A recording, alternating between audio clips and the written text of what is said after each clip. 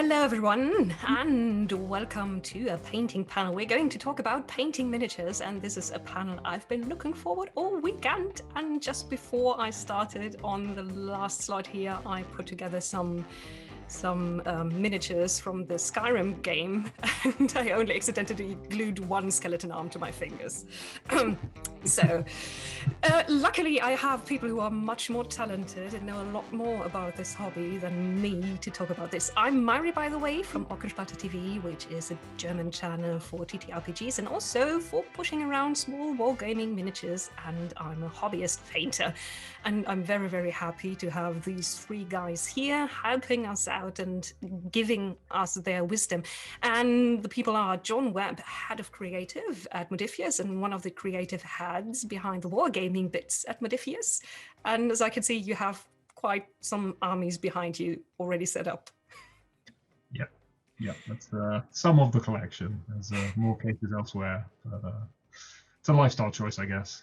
Yes, they creep up on you and become more and more and more, and you don't know how it happens. It just does. Yeah. Then we have Adam Huenecke. I'm not quite sure if I pronounced that right. You actually did. We actually pronounce it wrong over in the States, but as a German, you understand, so you got it. Yeah, Huenecke. So you have ancestors from Northern Germany, I'd guess. Yep. Professional painter and someone who makes incredibly detailed little dioramas for instance, the Fallout miniature game.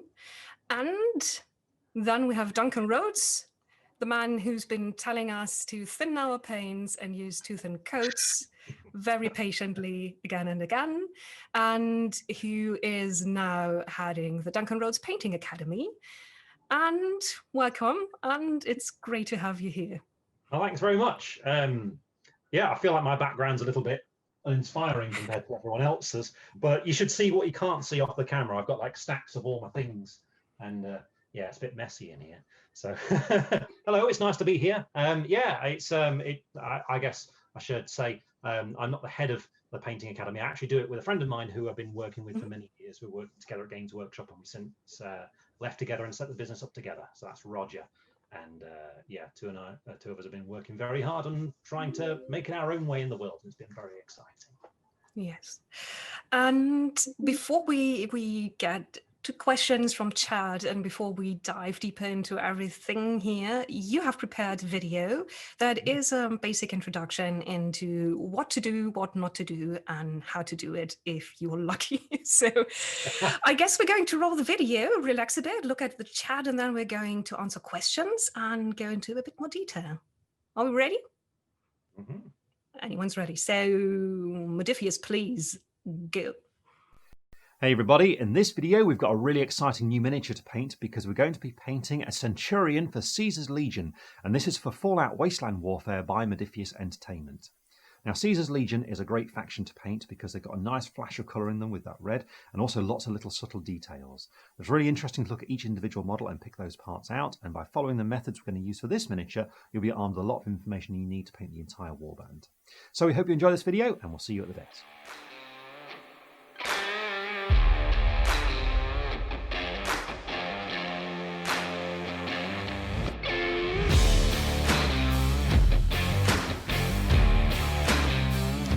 To paint a soldier from Caesar's Legion, the first thing that you need to do once you've built your miniature is to undercoat it with Xandri Dust spray from Citadel, because this is a fantastic starting point for the colours we're going to be using, especially because a number of those colours are going to be contrast paints from Citadel. And as you'll see, what these allow us to do is very quickly block in areas of colour and give them a slightly washed out feel, which is perfect for miniatures from the Fallout Wasteland. Now, because Xandri Dust is so important, you do need to make sure you start from this colour. If you don't have that spray though, don't worry about it. Just undercoat the miniatures with your colour of choice and then paint them completely with a khaki that's like Xandri Dust. But once your miniature is this colour, we're ready to start applying some other colours to it. And the first one we're going to use is one of Citadel's contrast paints, and the colour is Black Templar. Now to apply it, go for a medium-sized brush. I have a regiment brush here from the Army Painter, and what I'm going to do is put some of this onto a palette, and I've got a regular palette here because contrast paint behaves correctly on a normal palette like this. Avoid a wet palette for using this kind of paint. And using this, what I can then do is control exactly how much I have on my brush, and it's very easy to overdo this and swamp the miniature with colour, so use the palette and some tissue to get rid of excess paint, and then load up fresh, and then you're set to go. And with this, what we're looking to do is to apply it over all the details that we want to be black. And I'm going to be painting this miniature like how Modiphius' Studio one's done. So that begins with the kilt, which is around here. And you see I'm just going to start blocking it in with this colour like this. Being careful of the details as I go, such as these details that are hanging down there and the little bits of armour. Looking for the fabric like that. In addition, what I'm also going to be looking for is the boots and also the gauntlets as well. It's just a matter of painting them in like this and giving it 5 minutes to dry.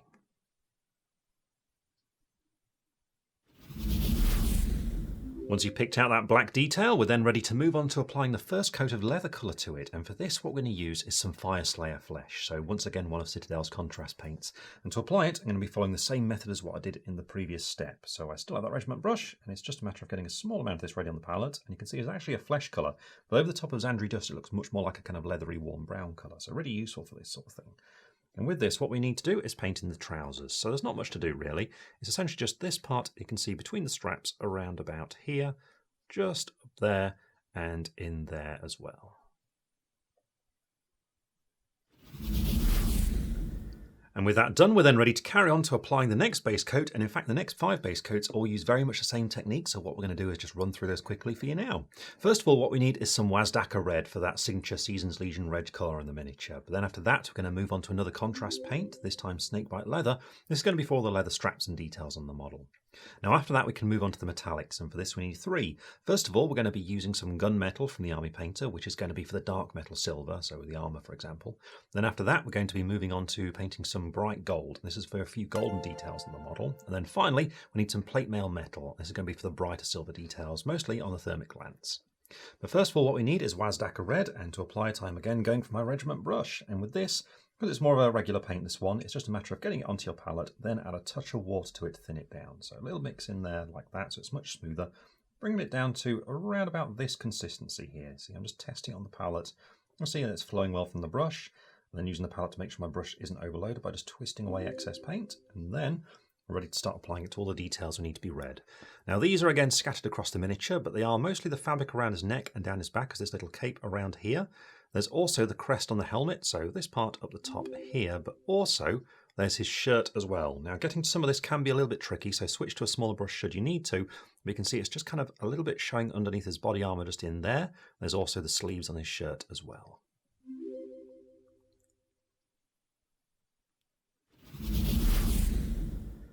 With all that red base coated in, we can now move on to the next leather colour, which is Snakebite leather, another one of Citadel's contrast paints, and this is mainly going to be for leather straps, for example this bandolier around here, but your miniature might have some leather armour visible, in which case get that too. Now with this paint, to make sure it's dark enough, be sure to apply a second coat in the exact same way once the first one's completely dry.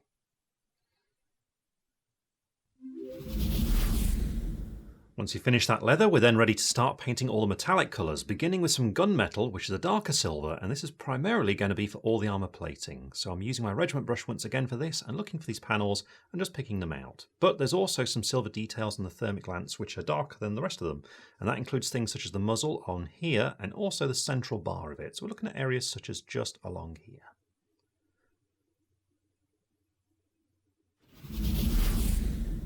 With that done, we're then ready to move on to our second metallic, which is going to be bright gold. And this is for these armoured details we've got on the thighs just here, the main part of the helmet, so around about this area here. And also, there are a few little beads on these details that we've got hanging from the belt. And you can see them just around here, so be sure that you don't miss these details at this stage as well.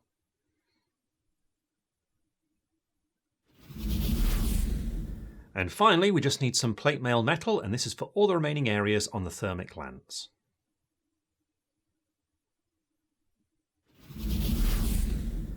And with that, we've now finished applying all the base coats to the miniature, but it is looking a little bit flat at this stage. So what we need to do now is apply a wash to it to give some more definition and outline all the different details on it and make it appear a little bit more grimy, so perfect for the wasteland. To do this, what you need is a dark brown wash, and I'm going to be using some strong tone from the Army Painter, but if you wanted to use Citadel, Agrax Earthshade's a great choice here. Whatever you go for, what you need to do is to get some on your palette first of all. So I've got some more strong tone just here. Just going to get a good little puddle of it there like that. And to apply it, what you need is a large size brush, and I'm going to be using a monster brush also from the Army Painter. Really good size for this because this is going to be painted all over the miniature in one go. Now with this particular paint, I find adding a touch of water to it's a good idea, just to help it flow a little bit smoothly. So there we go. And once you've got that ready, it's just a matter of loading this up on your brush and applying it all over the miniature. And that includes over all the details on it. So for example, on here, all you do is paint on like this, and you can see straight away it runs into all that recessed detail. It gives you lots of definition and also a slightly oily finish as well because it's a brown colour. Now, as you're applying this kind of thing all over the miniature, bear in mind it will tend to run towards the bottom of the model, and if you're not careful, it can really build up in some places. So for example, if I get a lot on my brush and apply it to the cloak there like that, you can see that big bubble of it just there, that big lump of the paint. If it dries like that, it looks really horrible once it is dry. So if you spot that happening, just move away the excess like that with your brush and just redistribute it elsewhere around the miniature. Once you have painted this all over the model, give it plenty of time to dry. About 45 minutes should be fine. And with that wash now completely dry, you can see the detail is much more defined and the model is starting to come to life. But with that done, we can now move on to the next step, which is to paint in the skin. Now, on this particular model, there's not actually very much, but you can see it, so we do need to do it. But for other members of Caesar's Legion, just follow the same process as what we're going to do now. For the skin, we just need to base coat it using some Bugman's Glow, and then we're going to wash over it with some Reikland Flesh Shade. After that, we need to brighten it up using some Cadian Flesh Tone and then a highlighter Kislev Flesh. And all four of these paints are from Citadel. First of all, though, we need to base coat using Bugman's Glow, and to do this, I've returned to my regiment brush from the Army Painter, and you just need to get a small amount of this ready. And the areas we're looking at for this particular miniature are just this part of the skin that's available or visible on the arm, just down here. So it's just a matter of blocking in that area there like that. But also, there's the ends of the fingers too, because he's wearing some fingerless gloves. So just be sure to pick those out as well.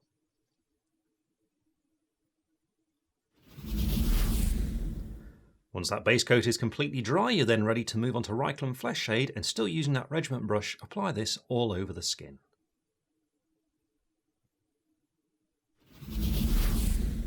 Once the wash is completely dry, you can see it gives the skin a nice warm tone, and with that done, we can then move on to layering it using Cadian Flesh Tone. And with this, I'm using my detail brush, and what I'm looking to do is to apply a thin coat onto the flatter areas of the muscle, but avoid the recessed areas where that wash settled. So you can see there, I've just done that bit there. I'm going to skip that recess just beneath it and apply the colour there like that. You can see by doing this, it really brings it to life and helps the details stand out. And it's just a matter of repeating this on all of the skin. Now, in this particular miniature too, there is one very small detail to get at this stage, and that is the tiny bit of his nose that you can see just beneath the goggles, and that is just in there. And then finally, we just need a small amount of Kislev Flesh to highlight the skin. And for this, still using that detail brush, just apply a small amount of this colour along the top of each muscle where the light would catch. So for example, along there, a little bit along just there, and small amount around here. And just do the same thing on the fingers and also the tiny bit of nose that can be seen there. Again, just looking for those raised areas, just gently picking them out.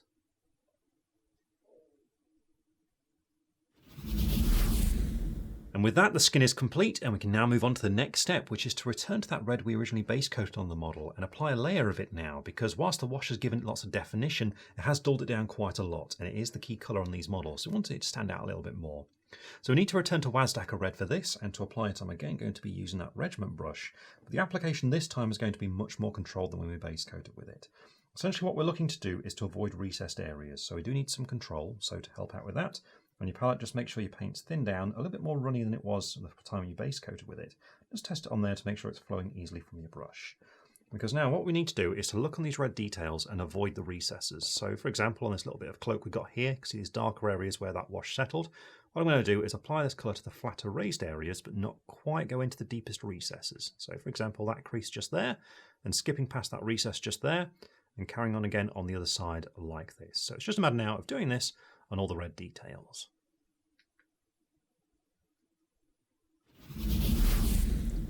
And with that layering done, you can see we've now got a really smooth finish to all of that red, and we can move on to highlighting the miniature. And to do this, we're going to start out by highlighting all that black detail, for which we need two colours. First of all, we need a dark grey, so I'm going to use Mechanica Standard Grey, and then we need a lighter grey to finish it off.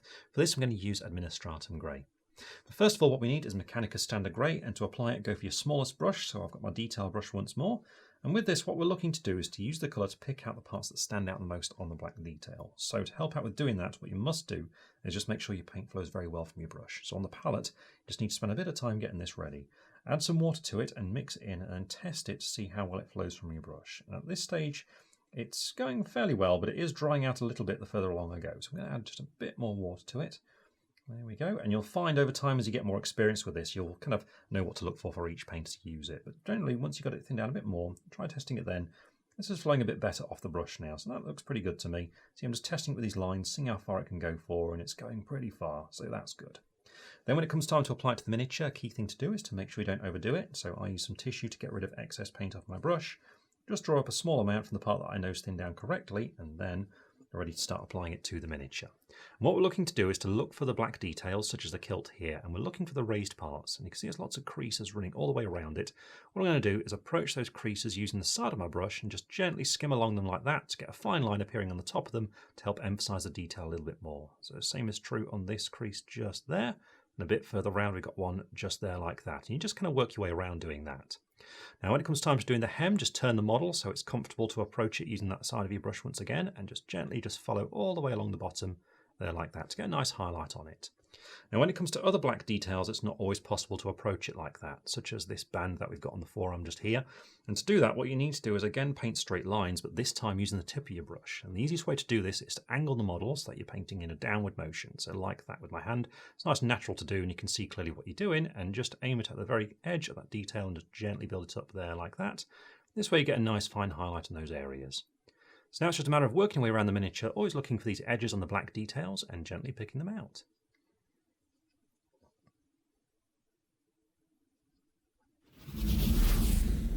And with that done, we can then move on to applying a second highlight onto the black details, this time using a lighter grey, so I've got Administratum Grey. And for this, what we're going to do is use much the same techniques, only focusing this colour a little bit more onto more defined areas. So for example, on the kilt, you can see I'm just going towards the bottom here where the sharpness is on that little edge just down there, just to make it stand out a little bit more.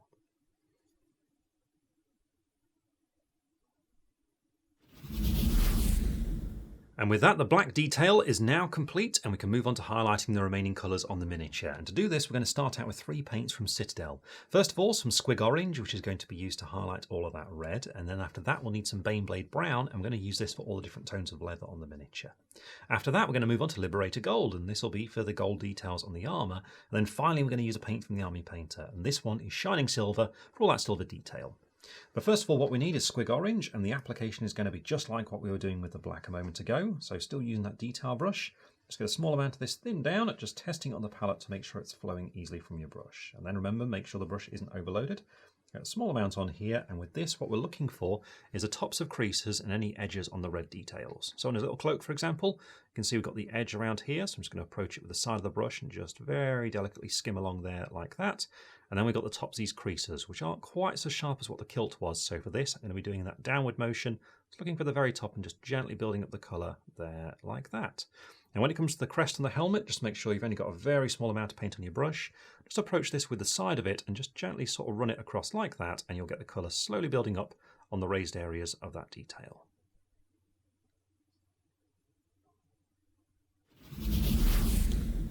Next, we're ready for some Baneblade Brown, and this is to highlight all the leather details, so both shades of it. And with this, once again, you're just looking for those edges and just very gently start picking them out. So for example, there on the bandolier, on there, and then just changing the angle to get these raised details along here.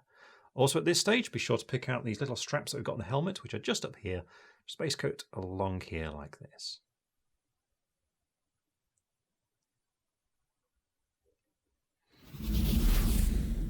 And with that, those leather details are now complete, and we can move on to finishing off the metallic details. For this, first of all, we need some Liberator Gold, and this is for those golden details, such as this bit of armour here on the thigh. And again, we're just looking for those sharper edges, and just turn the brush as you need to access them, just to catch them with the side of your brush to get a fine highlight.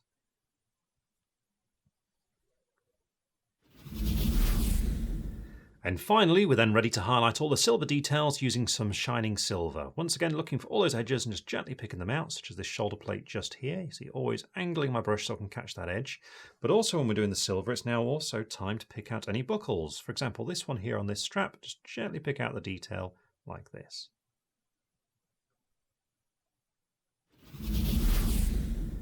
And with those highlights now applied, the model is very nearly done. We just need to do a few more details on him before doing his base. And for these details, all you need is a bright red first of all for the red marking on his shoulder plate. And for this, I'm going to use some Evilson Scarlet from Citadel. But then what we need to do is to paint in the lenses of his goggles black. And for this, we're going to return to Black Templar. But first of all, we need some Evilson Scarlet, and to apply it again, I'm going to be using the detail brush. And for this, we're just looking to do a little freehand symbol on it. So we don't need that much of it, but it is important that you make sure that paint's flowing really easily.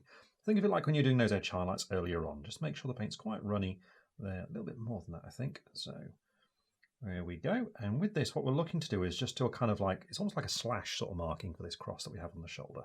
So make sure you've got a fine tip on your brush, and what you do is just angle the model so that you're painting downwards and towards yourself around about here, so the middle of it's going to go across the middle of the shoulder, and just paint in a line like that. Once you've got that, rotate it, and then do the same thing going the other way. There we go, like that. And from then on, it's just a matter of just widening out the pattern a little bit in the middle to finish it off.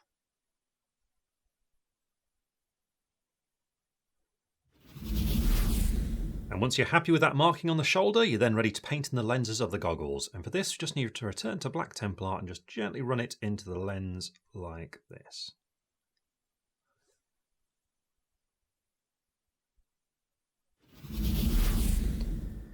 And with that, the Centurion himself is now complete, and all we need to do is to paint in his base. Now to do this, what we're going to do first of all is add a bit more texture to it on those open areas, a little bit more grit for it, and also colour it as well. And for this, we're going to use a paint from Citadel, which is a Grellan Badland.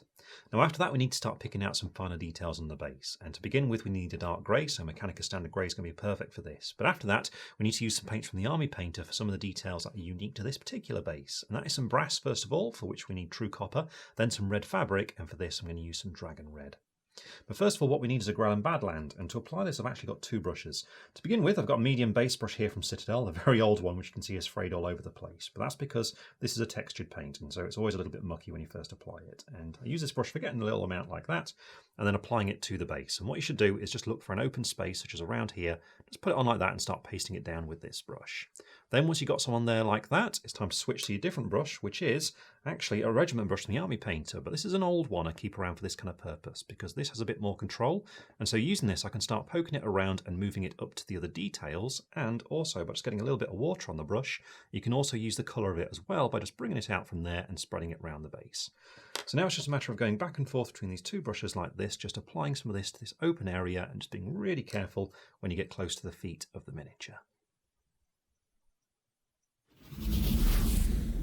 Once that textured paint is completely dry, you're then ready to start picking out details on the base. And to begin with, what we need is Mechanica Standard Grey, and this is for any concrete or larger rocks that happen to be on the base.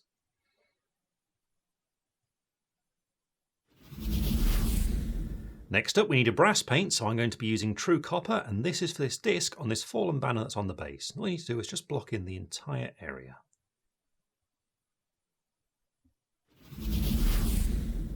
And then finally we need to base coat in the fabric of the banner on the floor. Now for this we need a red, and a bright red's a good one. Essentially anything that's different from the fabric we've used on the actual Centurion's good though. So I'm using dragon red from the Army Painter, and it's just a matter of blocking in the entire area.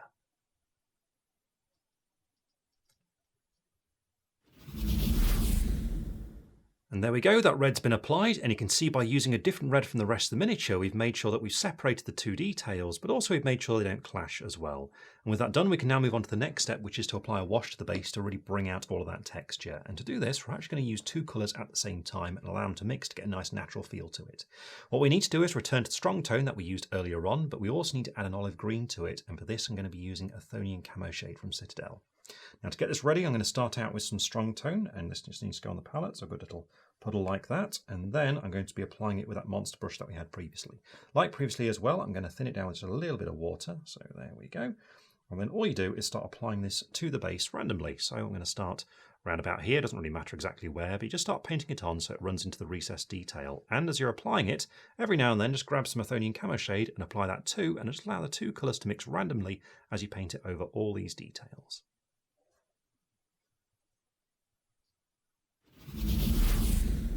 Once that mix is dry, we can then move on to dry brushing all that texture to really bring it all out. And all of this can be done with just one colour. What you need is a bone colour to give it a kind of dusty feel. And so I'm going to use some skeleton bone from the Army Painter. To apply it, go for a smaller dry brush. And I have, in fact, a small dry brush from Citadel just here. And I've got some of the paint on the palette already.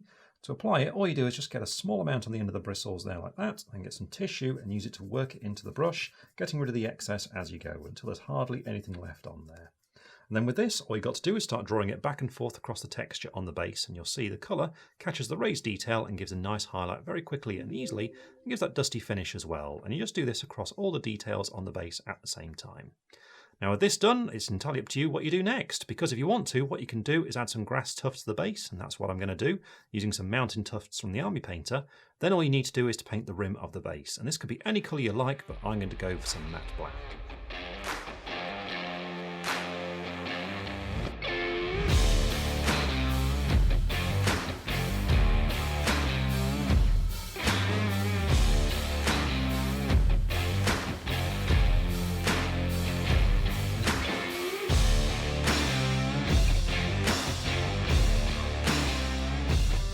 And with that base now fully painted, this Centurion is complete and ready to take the battle to the new California Republic.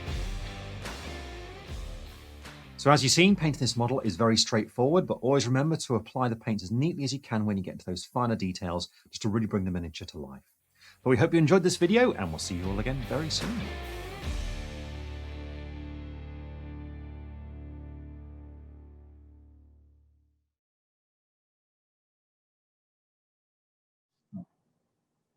And we're back. If you have questions, you drop them now and you put a big question in all capitals in there too, so we can pick it out much easier. But I've been watching both the video and the chat, and as usual, I've seen people who say, I couldn't do this, or I would already declare this miniature is done now, or I finger paint my miniatures, I think was my favorite.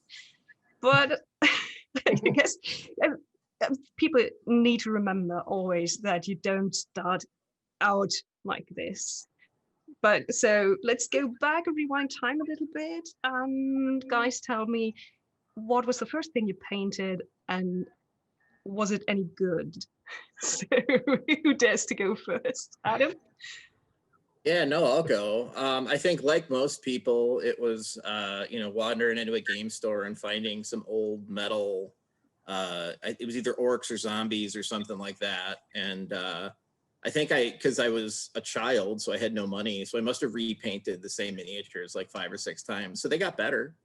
But yeah, I mean, I look back at some of my old stuff and I'm like, gosh, this, it's not bad, like for the time, but it's also the experience shows, hopefully. I guess you can have a timeline and look at how you've changed and your methods and your skills have upgraded. Jon, do you remember what was the first thing you ever painted? Yeah, so I was given a bag of goblins by my cousin who introduced me to wargaming, and I had 4 pots of paint, which were black, white, red, and green. And I had 2 pots of Humbrol enamel from a Airfix kit that I previously sort of played around with. So I did a spider.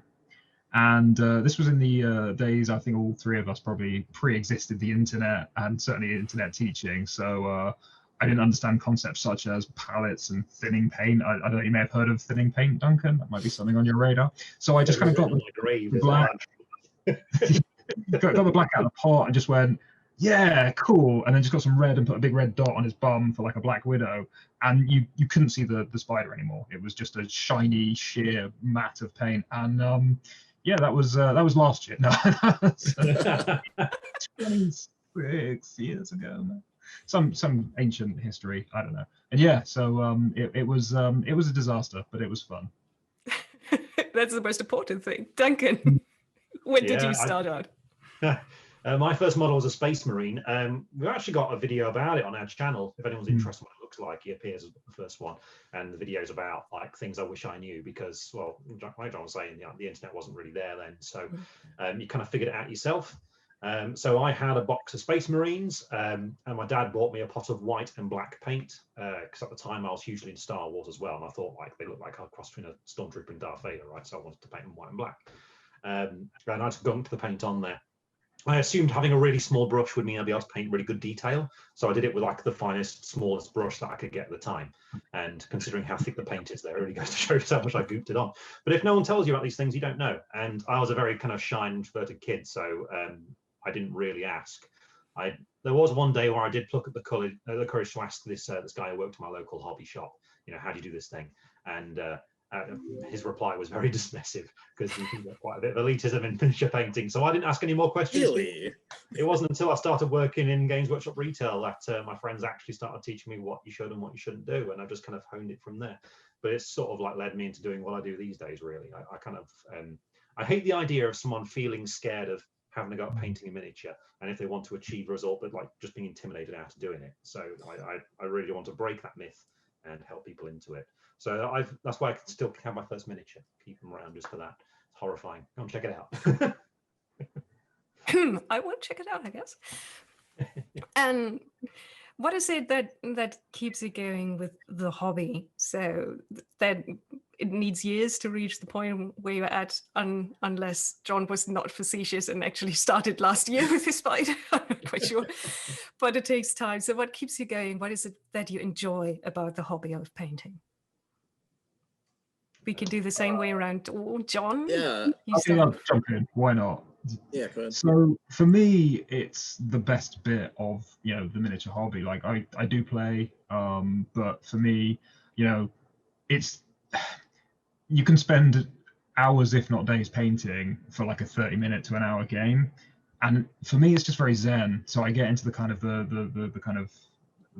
the paint mind, and just you paint 3, 4, 5 hours, you've got a crick in your neck, it's dark outside, but you just don't notice the time has gone. It's just, it really kind of is a weird chill therapy for me, for sure. I absolutely get that. That's why I paint too. No, I feel the same way. Like, it's definitely, there is that like kind of meditative element to it, and there's, you know, kind of having to focus and having to kind of be you know, there with it. But I think also the tempo of it, which I think, you know, in some of Duncan's videos you definitely see, like, it's not something that you're necessarily going to sit down in one setting and go, okay, from start to finish, I'm going to prime and then finish this miniature. Like, by its nature, it has to be in little steps, and it's something that you can kind of do progressively, and you can sit down and do it for 15 minutes, and it makes more sense to then stop and then come back to it when the paint's dry and you can put another wash or something on, and then seeing that progress kind of grow. You know, it definitely feels like you're getting something out of this hobby as you kind of get more and more into it, and the more experience you get, you know, it's, a lot of the techniques aren't hard, but it's just learning how to do them. And like Duncan said, like, growing up, none of us had the YouTube videos and things like that. So like, I have a feeling people starting out today could get really good way quicker than I did. I don't think it would take as long, like with just the huge number of resources out there. Yes, I've seen people make jumps at when I started. Yeah, it took me years.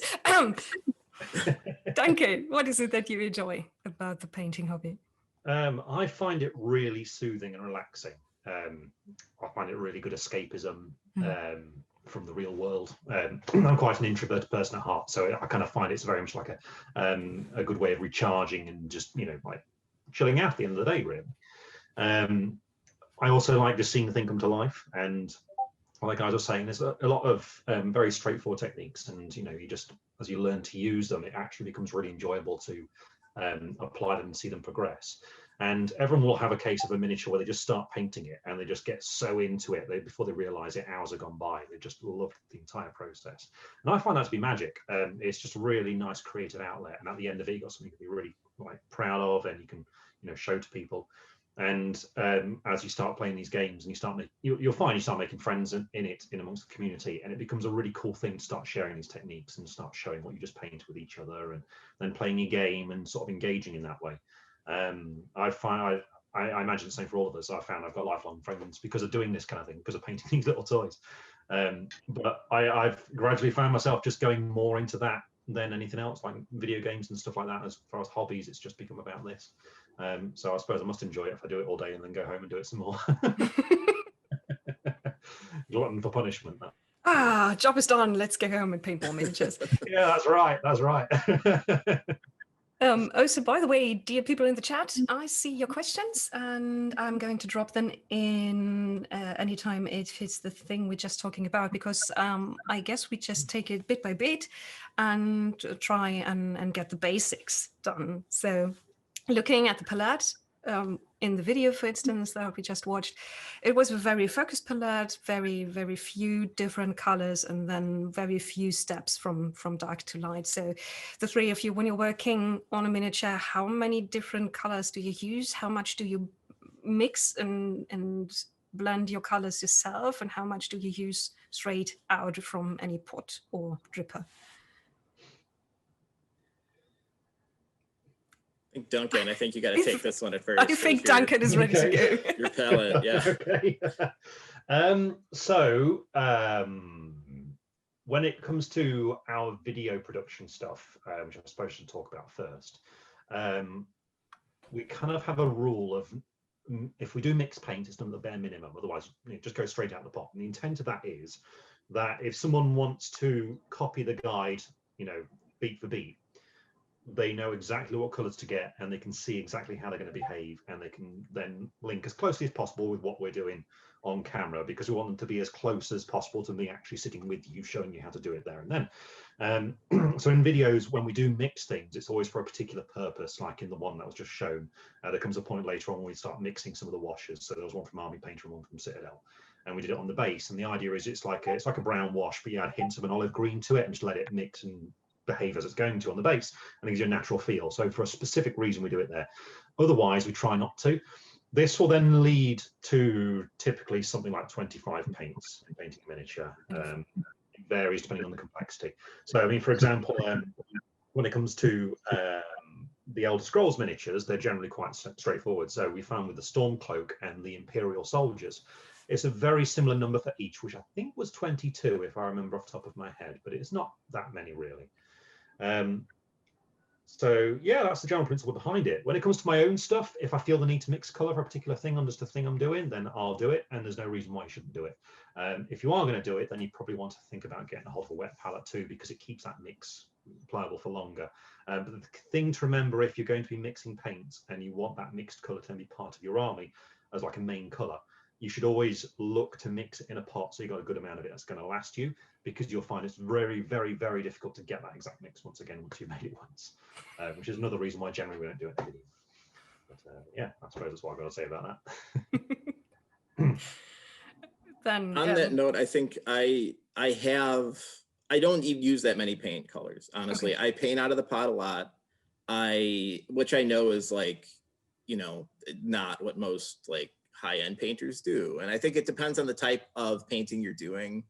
If you're doing tabletop level stuff, like you're painting a whole army, like Duncan said, like you're never going to mix those paints the same way.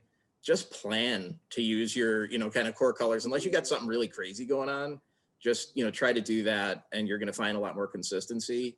But on things like the, Brotherhood of Steel miniatures, a lot of the power armor miniatures, honestly, that you see with the Fallout game, I mean, I might have used 10 colors on some of those, like maybe, and they're fine. But ultimately, they're just big metal dudes, and like that's it. And you don't really have to do much crazy.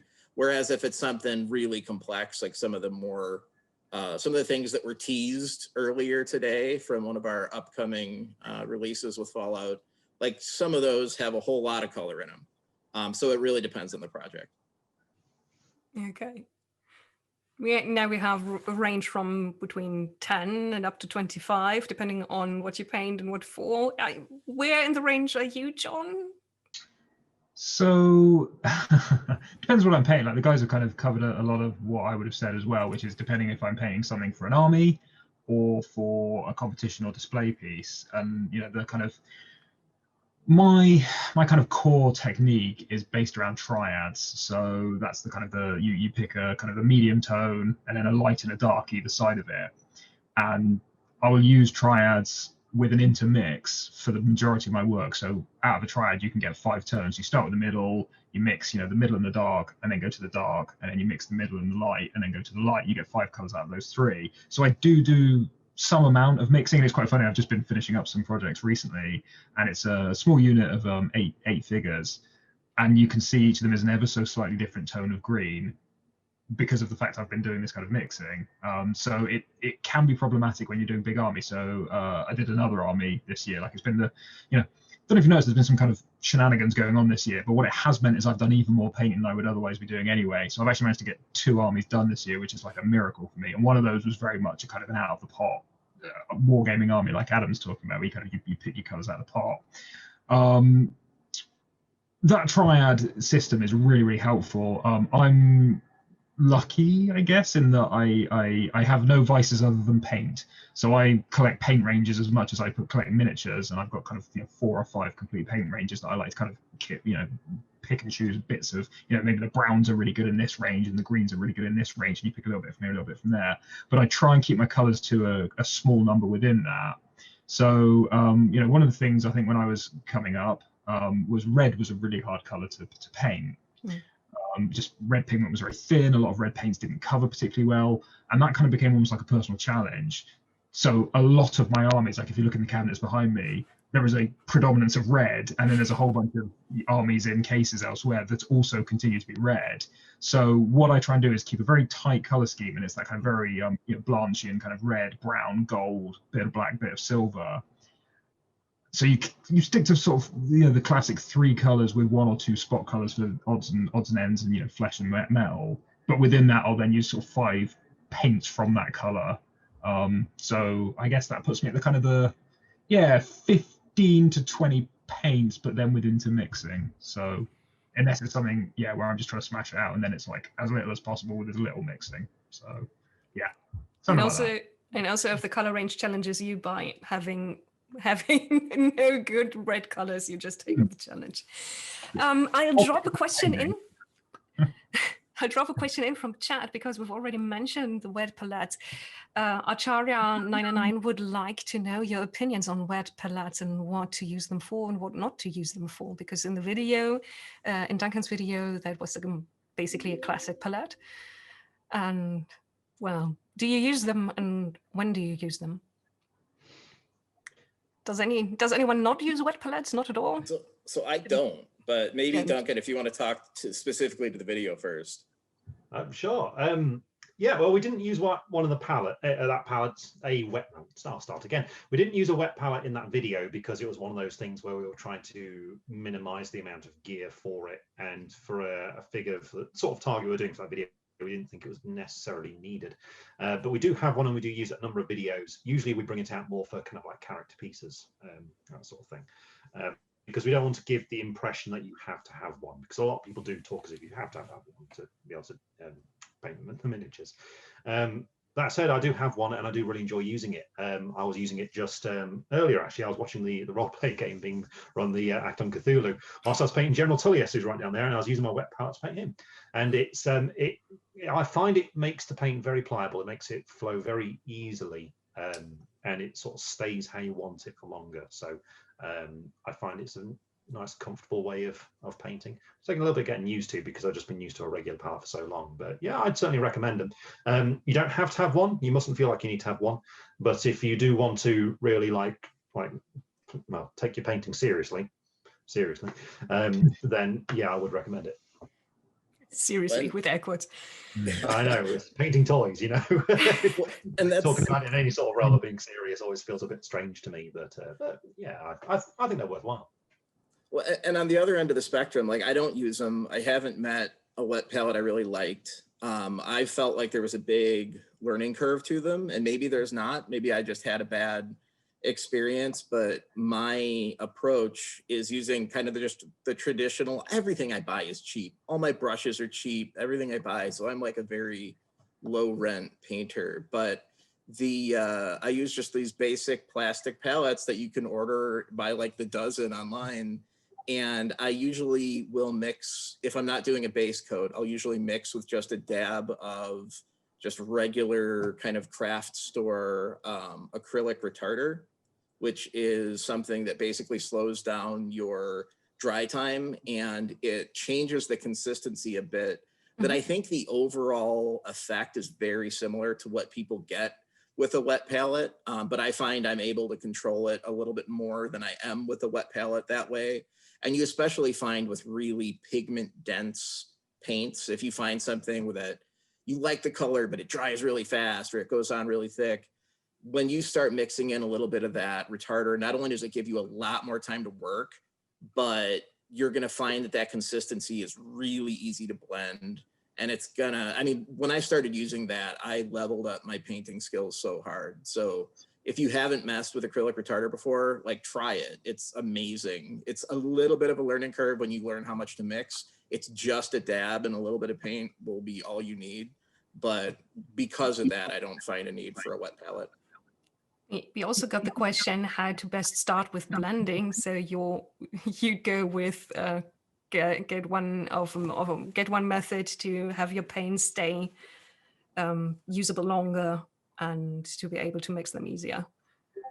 Right, and with a retarder, you can kind of push the paint around on the miniature. It's similar to like what the wet blending technique is that a lot of people talk about, but with a lot more work time and, in my experience, a lot more control. Because you know exactly how long it's going to take to dry. But once you get past that initial curve of kind of figuring out how much to use. Okay. Before I go back to questions from chat, I would like to throw in a little bit, how much does it help you out if you have a general knowledge of or an artistic background? So how much does this help you out if you already know your color theory and if you're trained in seeing colors as they are? Or are the techniques as usually they are taught in videos something like working from scratch? So do I get a kickstart if I already have a background, or does it not really help? I'll take that one first, if that's okay. Go ahead. So I've got an art degree, and as we were discussing in between this, I spent most of my art degree working in a Games Workshop store, so really, totally paying attention. So like, I think it can help. I think again, it really depends what you're trying to get out of your painting. And I think it's one of the deepest questions when it comes to painting is, what do you want to do? And one of the great strengths of the internet is you can go on the internet and learn so much. But one of the great weaknesses is you can spend your whole life looking and not doing, or getting so intimidated by what's out there, or so like caught up on what other people are doing. So there are times when I absolutely use color theory, and I think talking about the triad system is a good example of how that can kind of key in. So the idea of, you pick 3 strong colors or 2 strong colors and a spot color, that creates quite a harmonious kind of overall picture or overall miniature, and it stops that. One of the first things you do when you start painting is you get every paint and you go, oh god, I've got to get every color on the model, and you end up with this garish, riotous mess, and everything just ends up brown because there's too much going on. So I think it absolutely can help, and certainly as you're pushing into the more competition end of the spectrum of miniatures, it's fantastic. But I don't think you really do need a kind of a true technical deep knowledge. And I think some of it you intuit. You look at what people do, and there's a lot to be said for just copying as well. Like, there's no shame in looking what other people do and think, oh, I'll try that, and you'll start to pick up some of those lessons almost mentally. So certainly don't be afraid to look at it. It's really helpful when you're doing your own color mixing, but it's not the be all and end all. In the same way, I don't use a wet palette almost ever, because again, you can do it. Like, there are so many generalist rules about painting, and I'm going to tread very carefully around one of them right now. And they're all really, really good rules, but like, rules are there to be broken, and they're more like the Pirates Code, they're guidelines, and it's about you finding what works for you and how you want to work and how you want to paint. And by all means, sit down and watch some theory and figure out some theory, but don't think, oh god, I know nothing about art theory, I can't paint miniatures, because you can, trust me. We have the question from Nutterjack. What, in your opinion, is the most difficult technique you find to do? And we are allowed to run a little bit longer because everyone else today did, but I guess this is going to be one of the last questions. So are there techniques that you are sometimes working hard to master? What is the hardest thing for you to do, Duncan, for instance?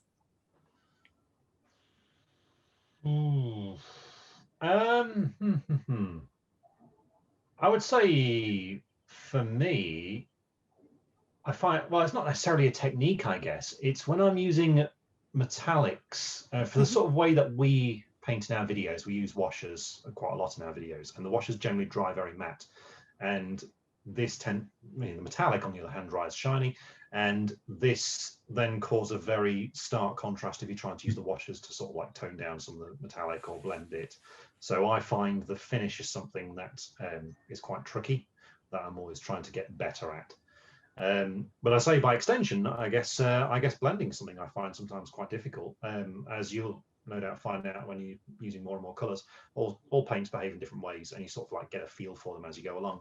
And you'll eventually find that some of the colors actually behave very well for the sort of blending technique that you want to use.